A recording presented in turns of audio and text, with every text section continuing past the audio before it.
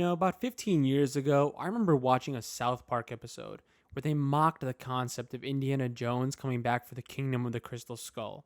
George Lucas and Spielberg got pretty much most of the ridicule, and the mood of the episode pretty much captured fan reception perfectly. A lot of people were upset. I mean, you had a 65-year-old Harrison Ford who couldn't really do the same things that made Indy such a fun character to watch, and some weird plot about aliens, which was pretty odd for the franchise. Surely, with the way that ended, everyone thought, okay, at the very least, he's done. And frankly, an ending where his son picks up where Indy left off isn't the worst thing in the world. Fast forward 15 years to today, and the first reviews are in for an 80-year-old Harrison Ford's Indiana Jones and the Dial of Destiny. If this was the audience score, I wouldn't be surprised. In fact, I expect that to be much lower when this movie comes out. The fact that this is the critics' score is a major blow for Lucasfilm, and especially for their head franchise destroyer, Kathleen Kennedy. This movie was made to appeal to modern critics, checking off boxes from strong female character to embarrassing a classic male hero who's old and frail now.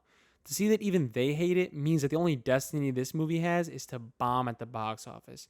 Reading about its con screening, Variety did their best to talk about the 5-minute ovation, but also mentioned the small fact that people were whispering out of boredom, especially when it came to Phoebe Waller-Bridge and her comedy. Why they even aired it at a film festival is beyond me. Seems like they were expecting some social justice brownie points and it completely backfired. The consensus among the critics seems to be that the plot is just a bunch of nonsensical CGI action scenes barely held together by a find the MacGuffin storyline. The Indiana Jones movies were always a lot of fun to watch. They didn't need to have an extremely deep story because the basic plotline was already interesting. You gave Indy a treasure to find, bad guys to fight, and the story practically wrote itself. That was during a time where storytelling was the first and only priority when it came to making movies, though.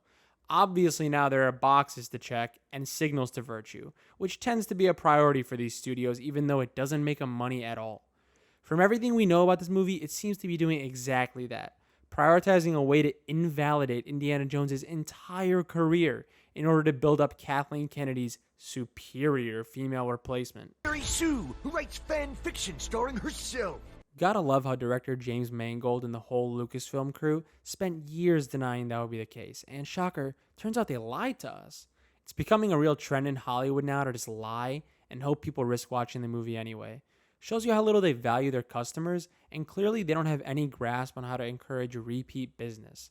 The worst part is at this point, nobody's even surprised anymore. Fans are definitely annoyed and pissed off, but what franchise hasn't suffered from these tropes lately?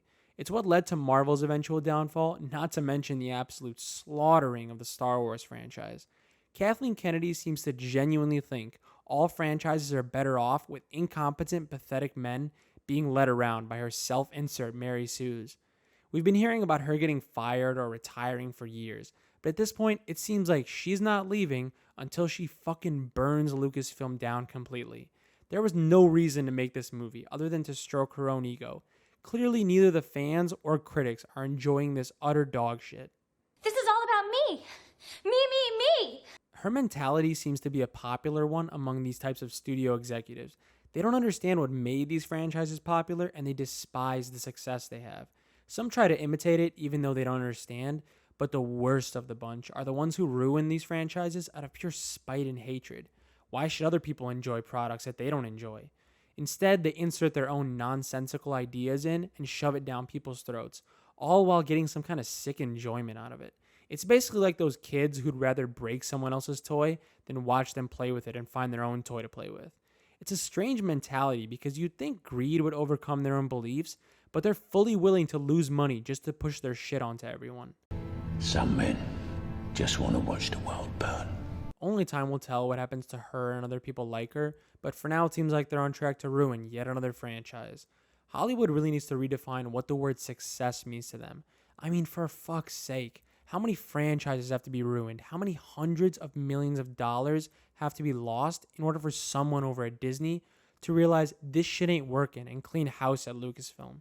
Indiana Jones holds so many amazing memories for people, and the original trilogy is up there with other Golden Age trilogies like Star Wars. It was simple fun that the whole family could enjoy, made at a time when that was the only goal the entertainment industry had.